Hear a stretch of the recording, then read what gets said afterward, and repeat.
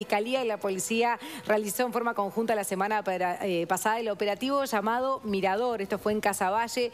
Participaron 600 efectivos, hubo 68 órdenes de allanamiento, 34 detenidos, 5 personas fueron a prisión, 3 recibieron medidas alternativas. Cayeron, por ejemplo, integrantes de la banda Los Chingas, que se dedica al narcotráfico, rapiñas y extorsiones, según los trascendidos. Vamos a hablar de esto con el fiscal de corte, Jorge Díaz. Fiscal, muy buenos días, gracias por venir. Bueno, buenos días y gracias a ustedes por la invitación. Bienvenido. ¿Cómo fue este trabajo en conjunto entre las fiscalías y la policía? Bueno, en realidad yo voy a opinar desde el conocimiento que tengo de esta situación, dejando claro que quienes participaron activamente en la coordinación de este operativo por parte de la Fiscalía fueron las unidades fiscales respectivas. Es decir, nosotros institucionalmente lo que hicimos fue darles todo el apoyo logístico, tanto desde la unidad de víctimas como a nivel central, las coordinaciones institucionales y demás. Pero los verdaderos protagonistas fueron efectivamente los fiscales que estuvieron al frente de estas investigaciones. En realidad esto comenzó a finales del mes de noviembre, cuando 3 fiscales nos plantean de que habían un conjunto de investigaciones que coincidían en un mismo escenario o en un mismo territorio. Es decir, que había hechos de distinta naturaleza delictiva, homicidios, droga, crimen organizado, básicamente vinculado al tema de la extorsión, que tenían como algo en común, y ese algo en común era un mismo escenario urbano donde ocurrían estos hechos y las mismas organizaciones criminales que operaban en la zona. Intercambiar informaciones. Evidentemente existía la necesidad de intercambiar información, y algo que nosotros hemos venido insistiendo desde hace mucho tiempo, que creemos que tiene que ser el cambio a partir de la entrada en vigencia del nuevo sistema, y es que salir del caso a caso, es decir, no investigar un homicidio o 2 homicidios, sino que, bueno, que ese homicidio puede estar relacionado con alejarse un poquito de la situación y mirar un poco más el contexto, ¿no? Claro. El análisis de la situación contextual, claro. Y acá había distintos aspectos que nos llevaban a un contexto. De delitos vinculados, porque usted hablaba de drogas, de homicidios y de extorsión, y de repente la gente no tiene tan claro... Ese fue la extorsión. ¿Qué era lo que pasaba ahí? ¿Desalojaban casas? La extorsión, por definición, es aquel delito cuando se... primero, por definiciones, es el delito del crimen organizado, y es el delito que utilizan, por ejemplo, las maras centroamericanas, porque la extorsión lo que procura es, mediante violencia o amenazas, lograr que alguien realice una determinada conducta para que esa organización obtenga un determinado beneficio.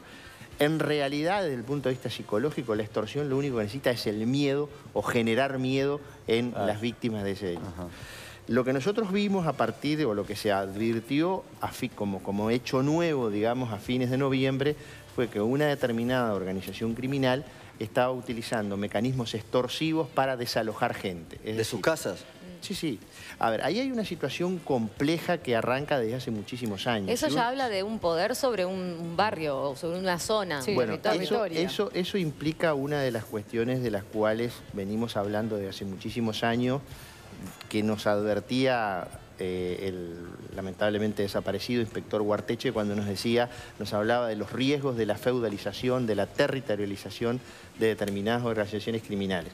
Lo que pasa es que lo que nosotros detectamos, o lo que se detectó, o los operadores que trabajaban en esas investigaciones detectaron, fue, en primer lugar, no solo una territorialización y el manejo de la actividad criminal en ese barrio, sino además el manejo de toda la actividad del barrio.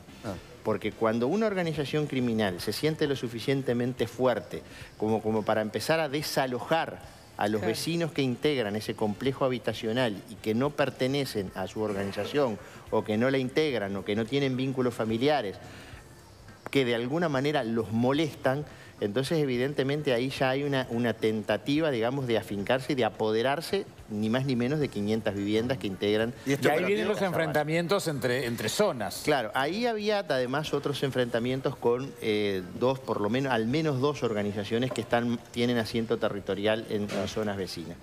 Pero este fenómeno fue nuevo y además fue muy violento. Porque en muy pocas semanas se desalojó a mucha gente. ¿Cuántas viviendas? Y más de 100 personas, y no recuerdo exactamente la cantidad de viviendas, pero era un número importante. ¿Esas personas denunciaban o se mantenían calladas por temor? En realidad nosotros cuando se empezó a investigar había una denuncia. y de una persona que denunció un poco menos que obligada porque la sacaron a punta de pistola, le dieron plata para el taxi y el taxista fue el que lo llevó a jefatura y ahí esta persona hace la denuncia. Pero bueno, hubo que trabajar muchísimo, primero con las víctimas, y ahí la unidad de víctimas de la Fiscalía y la policía tuvieron un trabajo muy intenso de hablar con las víctimas, de convencer a las víctimas para que pudieran declarar, pensar en los alojamientos transitorios, en los realojamientos. Había un trabajo muy intenso durante mucho tiempo. Durante ese periodo de tiempo que fue lo que permitió, en definitiva, detectar qué era lo que estaba pasando, cuál era la magnitud del problema y cómo operar sobre ese problema.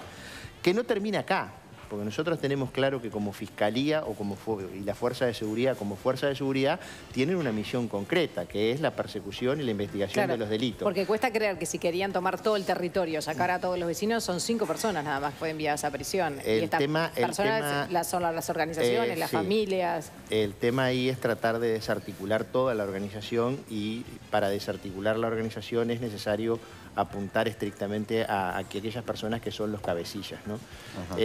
Pero al mismo tiempo el Estado tiene otra tarea que realizar. Y había otra cuestión preocupante que era algo que nosotros veíamos que había como una intención de sacar al Estado del lugar. Es decir, por primera vez detectamos de que había determinados movimientos de presión a las personas que trabajan en el Estado, ya sea lo que puede ser las escuelas, la mutualista y demás, como una intención deliberada de que, bueno, ahora se tienen que ir. No lo decían expresamente, pero, por ejemplo, teníamos situaciones a nivel de primaria con una deserción del 85% en el horario de la tarde. Con faltas del 85%. Entonces, evidentemente ahí el Estado tiene que hacer lo que tiene que hacer, que es donde el territorio... Uruguay tiene una característica que no tiene ningún otro país de América Latina. La sociedad organizada en el Estado tiene presencia en todo el territorio nacional y en todos los barrios. Y cuando hablo de la sociedad organizada en el Estado, no hablo solamente de la fuerza de seguridad. Las fuerzas de seguridad son un factor muy importante, pero no son el único. Porque si a esta zona del territorio solo entra la fuerza de seguridad... No arreglas nada. No arreglamos el problema. De ahí la importancia de que se mantuviera abierta la mutualista en Marconi, por ejemplo. Sin duda alguna que mantener la presencia de mantener la presencia de la sociedad organizada en el Estado, las mutualistas, la escuela es un factor fundamental de socialización. Pero ¿se le garantiza la seguridad a toda esa gente? En la mutualista, en la escuela, ese es el tema fundamental. Sin duda que esa es parte fundamental de este trabajo. Es la gran señal que hay que dar. Sí, la gran señal es que el Estado está y el Estado no se va a retirar, el Estado va a permanecer ahí y va a profundizar su actuación. Sí, esto del otro día fue la gran señal. Muchas veces se dice, hay lugares donde no se entra, hay zonas que domina el crimen organizado y en las que la policía no puede entrar. ¿Esto fue una demostración de lo contrario el otro día? Y me parece que a la vista está de que es efectivamente una demostración de lo contrario, no solamente de que se entra, sino que además que se permanece en el lugar. Ahora, fiscal, ¿qué pasa cuando se van? Porque ahora decíamos, hay 5 que están en prisión que son los cabecillas. Es que no nos vamos a ir. Bien, quedan ahí. Claro, porque los vecinos van a decir, pero 600 policías van a quedar en el barrio, ¿no? Van a quedar los que tengan que quedar y ahí lo que pasa es que ahí hay otras... No, porque tampoco es la idea, porque en ese barrio viven un conjunto de vecinos que son buenos ciudadanos. Claro, pero por eso gente que se levanta todos los días, seguramente la mayoría. Se toma un ómnibus, claro, pero que quiere llevar a su hijo a la escuela de tarde. A la escuela, y bueno, eso es lo que tenemos que asegurarles. Bien, y volver a su casa sin que vuelva a recibir una amenaza, porque quizás la madre o la hermana de la persona que queda viviendo en la casa de al lado es la que está en prisión. Esa es la enorme responsabilidad, pero hay que hacer un relevamiento, porque usted no se olvide que primero tenemos un escenario urbano complejo. Un escenario urbano complejo primero porque hay una situación irregular. El último movimiento registral que hay en ese territorio es una expropiación muy particular que hizo la Intendencia Municipal de Montevideo al Estado Central en el año 62. De ahí en adelante no hubo más movimientos registrales. No hay permisos de construcción. Todo eso que está construido no tiene permiso de construcción, no tiene habilitación. Nunca hubo actos de... En el 62 fue la expropiación, luego hubo construcciones de vivienda a lo largo del tiempo que todas ellas tenían una finalidad transitoria.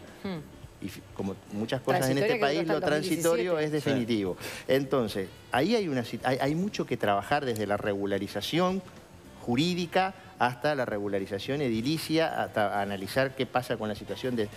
Hay problemas de salud, hay problemas de regularización jurídica, y hay un conjunto de problemas que tienen que ser atendidos cada uno por las instituciones del Estado en forma articulada. Nosotros como Fiscalía hasta ahí llegamos, digamos. Después lo que podemos participar es en la mesa, en el trabajo que hay que realizar. Claro. Pero ahí hay un escenario urbano también, que es bien importante, porque el crimen organizado se adapta a los distintos escenarios. Y ahí ustedes tienen un escenario urbano de un complejo habitacional con dificultades en la circulación, porque esos pasajes sumamente angostos dificultan la circulación. Ahí, a ver, tienen problemas para ingresar. Las fuerzas de seguridad ingresan, pero, por ejemplo, para llevar un médico a ese lugar, para llevar un médico, yo tengo un familiar que trabaja, lleva médicos certificadores a domicilio, y el otro día me decía, yo desde el año 2000 no ingreso a Los Palomares. Desde el año 2000 no ingreso a Los Palomares. Entonces, ¿y por qué recién ahora se hace este tipo de operativos si este problema data de tanto tiempo? Yo no lo sé. Nosotros como Fiscalía, lo que tuvimos conocimiento, planteamos el problema, hubo una coordinación de la Fiscalía con el Ministerio del Interior primero, porque es la primera coordinación que se hace en la investigación de los delitos, y bueno, cuando se vio que había un problema mucho más grande, lo que hizo fue plantear a las distintas instituciones del Estado para tratar de resolverlo. Pero si nosotros deberíamos incluso cambiar la estructura urbana de ese barrio. Deberíamos, por ejemplo... Pero no es el único barrio además que está en esta situación. Yo creo que nosotros, si usted mira, por ejemplo, toma los índices delictivos, tome los homicidios, usted se va a encontrar que tiene Uruguay una tasa de homicidios que anda, no vamos a discutir si el 7 o el 8, anda entre el 7 y 8 cada 100.000 habitantes. El interior tiene una tasa del 5. 4 con algo, 5 cada 100.000. Pero en Montevideo tiene una tasa del 11. Sí. Pero a su vez dentro de Montevideo hay un Montevideo partido. Claro. Si usted toma la zona de la costa, que es zona 1 y zona 2, también tiene una tasa de 5, 4 cada 100.000. Pero ahí tiene una tasa del 22 cada 100.000. ¿Y esa tasa se explica por el enfrentamiento y en la zona 4 ¿Y eso estamos hablando que son solo ajustes de cuenta? A mí la palabra ajuste de cuenta no me gusta. A Bonomi le encanta. Bueno, cada uno tiene sus problemas y sus dificultades, yo qué sé. Está bien, el ministro prefiere llamarlo ajuste de cuentas, me parece bien. En realidad, lo que se llama, acá a lo que hemos asistido es a organizaciones criminales que otrora no resolvían sus conflictos en forma violenta y que ahora los están resolviendo en forma violenta. Ajá. Y muchas veces yo prefiero llamarlo sicariato. Sí, claro. Ahora, fiscal... Porque así es como se... Aparte, la víctima a veces... Lo que pasa es que es una palabra fuerte. No, además la víctima a veces no es un delincuente, sino un familiar. Entonces es más complejo. Sí, como mecanismo de presión y de extorsión. Siempre una pregunta con estos datos que son muy claros, que hablan de la diferencia en cuanto a los números de homicidios en estos barrios. Pero mire que si usted analiza las rapiñas, se va a llevar por eso, también lo mismo. ¿Por qué las cámaras están en los barrios donde hay menos delitos? Bueno, eso es una buena pregunta para el Ministerio del Porque Interior. no estando como público y notorio, yo no ejerzo ni ejerceré esa Pero me entiende el razonamiento, ¿no? ¿Por qué no ponemos la cámara donde hay más delitos? Yo no se lo puedo contestar a eso. No. Porque están funcionando, eso sí. No es mi rol la seguridad. Sí, nosotros contribuimos o formamos parte de la política de seguridad desde el punto de vista de la investigación y de la persecución de los delitos, las tareas de prevención. Pero las cámaras ayudan. Y de represión. Sí, sin duda, la tecnología siempre ayuda. La tecnología siempre ayuda. Ayuda. No resuelve los problemas, pero ayuda. ¿No resuelven los casos las cámaras solas? Claro. No, obviamente que no, como no resolvían los casos las interceptaciones telefónicas. O sea, son herramientas, son tecnologías que nos permiten investigar y ojalá dispongamos cada vez más de ellas. Ahí siempre está la discusión filosófica respecto al equilibrio entre... hay gente que cuestiona ese estado panóptico o la libertad individual, etc. Esa discusión la vamos a tener siempre. Entre seguridad y libertad, esa discusión filosófica en las sociedades no empezaron hoy ni van a terminar hoy. Pero bueno, es real de que los elementos tecnológicos permiten, bien utilizados, permiten la investigación y la represión de los delitos. Sí, la violencia en la sociedad ha cambiado mucho, tampoco es la sociedad de hace 30 años. Ese cambio en el modus operandi de las bandas criminales es lo que explica, por ejemplo, el video que vimos hasta hace poco de los tiros al aire de este grupo de personas. Ahí vemos, es un video que se toma en otro barrio, que no es este mismo barrio, y hay integrantes de otra organización criminal que no son estas.